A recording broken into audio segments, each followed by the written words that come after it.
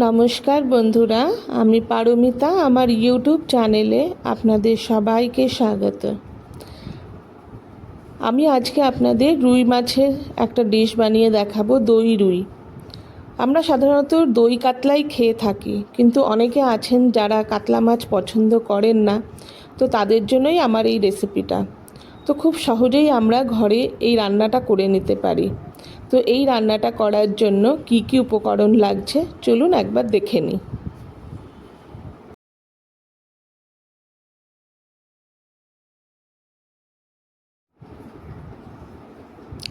কিছুটা রুই মাছ লাগছে। আমি এখানে 5 পিস রুই মাছ নিয়ে নিয়েছি, নুন হলুদ মাখিয়ে নিয়েছি।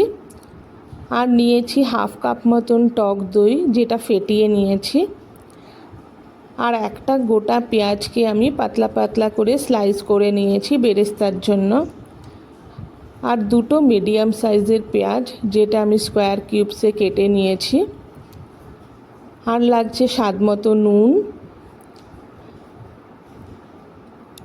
আর লাগছে রসুন, আদা এবং কাঁচা লঙ্কা। আপনারা নিজেদের স্বাদ মতন লঙ্কা ইউজ করবেন। আর লাগছে পোস্ত এবং কাজু বাদাম। ফোড়নের জন্য কিছু মশলা লাগছে, শুকনো লঙ্কা, দারচিনি, এলাচ এবং লং। আর লাগছে ধনেপাতা আর জিরে এবং ধনে গুঁড়ো, যেগুলো আমি এক চামচ নিয়ে নিয়েছি। এই রান্নাতে আমি কোনো রকম হলুদ ব্যবহার করব না। এবার কাজু এবং পোস্তটাকে ভালো করে মিহি পেস্ট করে নিই।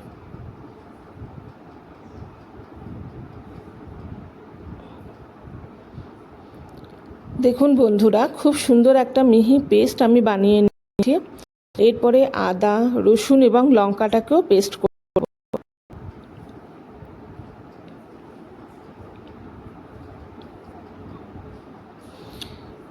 আদা, রসুন এবং লঙ্কাটা পেস্ট হয়ে গেছে। এরপরে আমি স্কোয়ার শেপে কাটা পেঁয়াজগুলোকে ভালো করে পেস্ট বানিয়ে নেব। বন্ধুরা, পেস্ট বানানো হয়ে গেছে পেঁয়াজের। এরপরে এই যে কুচনো পেঁয়াজ আছে, এটাকে আমি বেরেস্তা বানিয়ে নেব।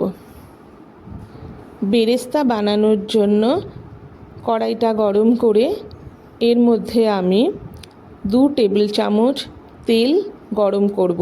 অবশ্যই সেটা সাদা তেল। আমি এই রান্নাটা পুরোটাই সাদা তেলেই করব।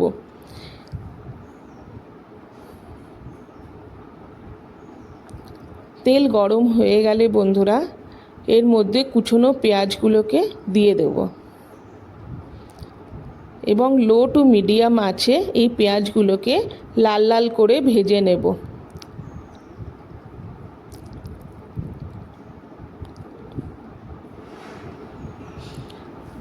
দেখুন বন্ধুরা, পুরো লাল লাল করে পেঁয়াজগুলো ভাজা হয়ে গেছে।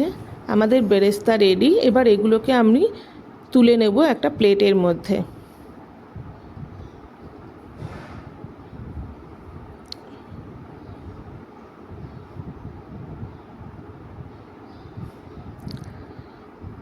দেখুন বন্ধুরা, আমি এটাকে একটা টিস্যুর ওপরে তুলেছি, যাতে এক্সট্রা যে অয়েলটা আছে সেটা যেন টিস্যু টেনে নেয়। এবার এই তেলের মধ্যেই আমি একটা একটা করে মাছগুলো ভেজে নেব।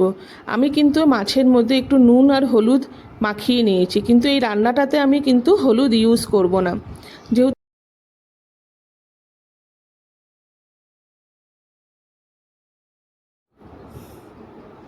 এই মাছটা ভাজার সময় খেয়াল রাখবেন যেন একদম খুব কড়া ভাজা না হয়, মোটামুটি একটা মিডিয়াম ভাজা যেন হয়। মাছগুলো ভাজা হয়ে গেছে, আমি মাছগুলোকে তুলে রাখছি।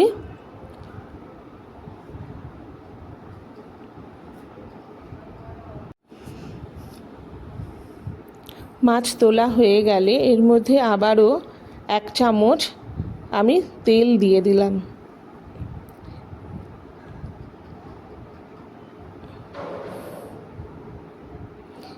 এবার এর মধ্যে 2টো এলাচ, 3টে লং,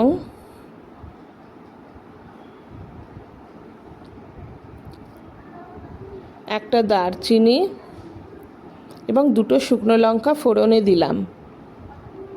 এবার এই ফোড়নটাকে নেড়েচেড়ে ভালো করে ভেজে নিলে একটা সুন্দর মিষ্টি যখন গন্ধ বেরোবে, তখন এর মধ্যে আমি আমাদের যে পেঁয়াজ বাটা সেটা আমি দিয়ে দেব।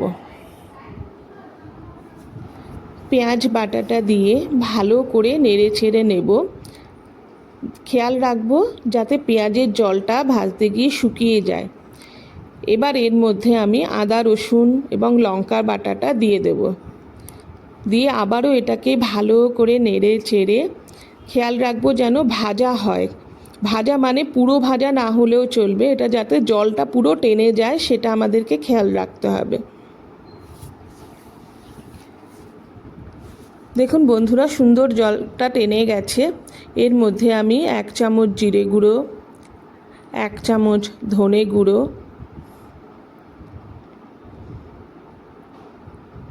এবং স্বাদ মতো নুন দিয়ে দেব এবং ভালো করে এটাকে নেড়ে চেড়ে ভেজে নেব মশলাটাকে। এবার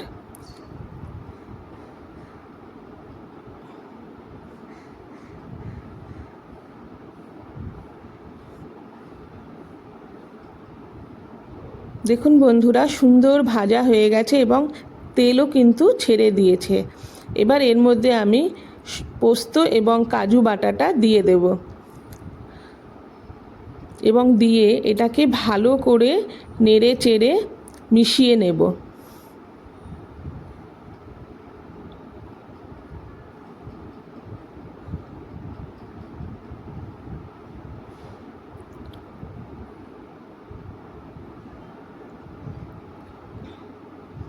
এটাও দেখুন সুন্দর ভাজা হয়ে গেছে।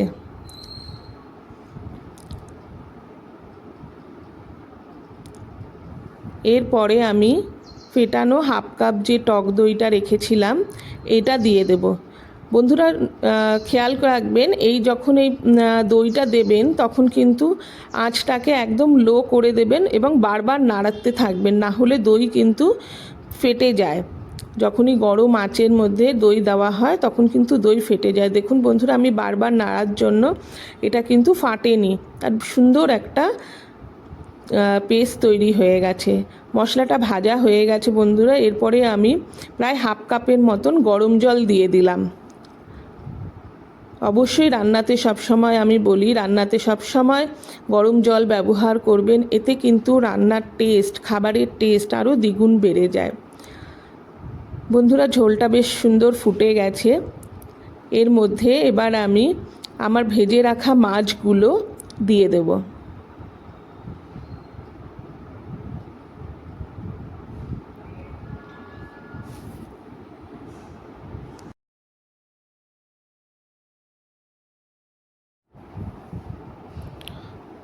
মাছ দেওয়ার পরে একটু নেড়ে ছেড়ে নেব মাছগুলো কিন্তু বেশি উল্টে পাল্টে দেওয়ার দরকার নেই, জাস্ট মাছগুলো একটু ডুবে গেলেই হবে। এরপরে আমি ঢাকা দিয়ে মোটামুটি 5 মিনিটের মতন লো টু মিডিয়াম আঁচে এটাকে ফুটিয়ে নেব। বন্ধুরা 5 মিনিট হয়ে গেছে, আমি ঢাকনাটাকে তুলে দিলাম। দেখুন খুব সুন্দর একটা টেক্সচার এসছে মাছটাকে একটু হালকা করে নেড়ে নিলাম আমি, এটা বোঝার জন্য যে আমাদের রান্নাটা হয়েছে কিনা।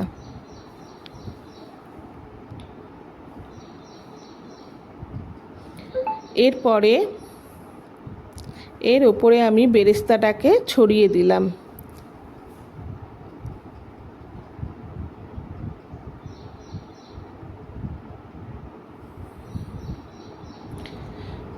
বেরেস্তা দেওয়ার পরে এর ওপরে আমি কুচনো ধনেপাতা ছড়িয়ে দিলাম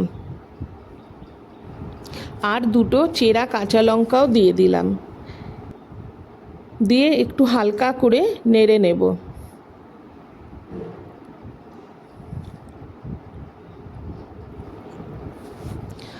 বন্ধুরা, দই রুইটা কিন্তু রান্না আমাদের হয়ে গেছে।